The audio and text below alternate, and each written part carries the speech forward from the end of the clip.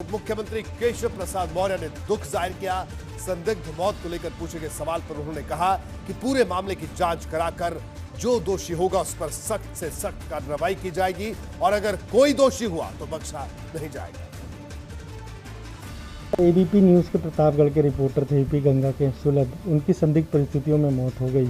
2 दिन पहले उन्होंने अपनी जान माल को खतरा बताते हुए एडीजी को पत्र लिखा था। नहीं, बहुत दुखद है और जिन लोगों ने भी इस हत्या को अंजाम देने का काम किया है उनको इतना कठोर दंड दिया जाएगा कि पत्रकार समाज के एक तरह सजग पहरेदार है और उसके साथ अगर इस प्रकार की घटना जैसा सुरक्षा मांगने से पहले उन्होंने संकेत दिया है, अगर वह सब है तो उसके सभी तथ्यों की जांच करके जो दोषी होंगे कठोर कार्रवाई।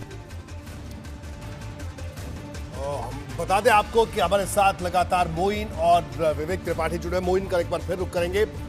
मोइन, अब इस पूरे मामले में जिस तरह से हम लगातार बात कर रहे हैं कि सुलभ को न्याय देना होगा और सुलभ की न्याय की जंग जारी रहेगी और एबीपी इस जंग को लड़ रहा है, आगे भी लड़ते रहेंगे। लेकिन अब इस पूरे मामले की अगर तह तक जाने की बात की जाए, इस बात से कोई इनकार नहीं कर सकता कि प्रतापगढ़ में एक बड़ा रैकेट है अवैध शराब माफिया का। उस रैकेट का भंडाफोड़ होना जरूरी है और सुलभ जिस खतरे की बात कर रहे हैं चिट्ठी में, वो खतरा किससे था, वो चेहरे भी सामने आने चाहिए। मोहम्मद मोइन।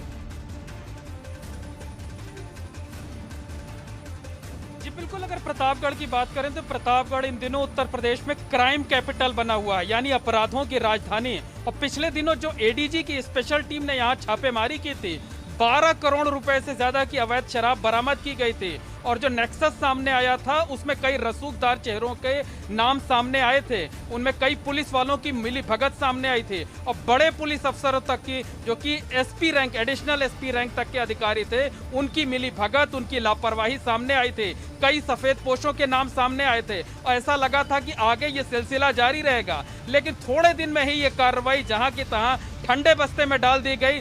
2 महीने से ज्यादा का वक्त बीत गया था। जो मुख्य आरोपी था उसकी गिरफ्तारी नहीं हो सकी थी। बाद में वो आराम से सीजेएम कोर्ट में सरेंडर कर देता है और उसके बाद जो बाकी आरोपी हैं वो भी एक एक कर बाहर आते चले जाते हैं। तो समझा जा सकता है कि कहीं ना कहीं दबाव था कि बड़ी कार्रवाई निश्चित तौर पर की गई, लेकिन बाद में कुछ ही दिन बाद उसे ठंडे बस्ते में डाल दिया गया और जो आरोपी थे उन्हें बचने का मौका दिया गया। तो इस मामले में किसी निष्पक्ष एजेंसी से जांच की जरूरत है, राजनीतिक दबाव से परे जांच किए जाने की जरूरत है ताकि पूरे नेक्सस का खुलासा बिल्कुल मोइन, इस